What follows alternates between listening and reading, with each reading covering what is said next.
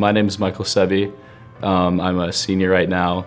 I play on the baseball team, and my major is molecular and cellular biology. I chose Illinois State because it allowed me to continue my academic career into the future because I want to be a physician, and also it allowed me to play baseball at a really high level. The MVC is a great conference.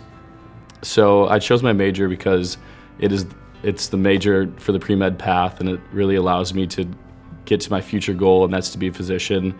And my main goal right now is to really be able to give back to athletes. I really want to be able to help athletes in one way that I know how, and that's if an injured athlete comes to me later in the future, I'll be able to get them back onto the field because I'll be able to understand and sympathize with them so I can get them back to doing whatever they want to do. This past fall, I was awarded the Doug Collins Male Scholar Athlete of the Year, and I mean, that was just such an amazing award. I was so honored, so humbled.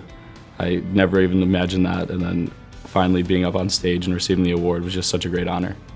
So I do pen pals, and it allows me to interact with the community a little bit more. I actually talked to a fourth grader, his name's Caden, over at Jefferson Park Elementary. And I mean, it's great. We finally got to build a bond, and it's just like when we get to see him at games, or it just allows us to interact with the community a little bit more.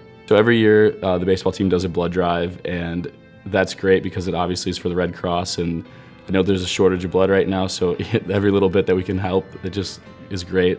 Obviously, the pre-med profession, I know how much of an impact that means. And then I also do work over at Habitat for Humanity. I do the Restore.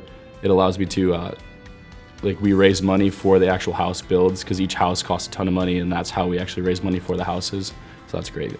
Being involved in the community just means so much because when the fans are back at our game, the atmosphere they create is just second to none, and then just to give them back what they show us is it's the best feeling.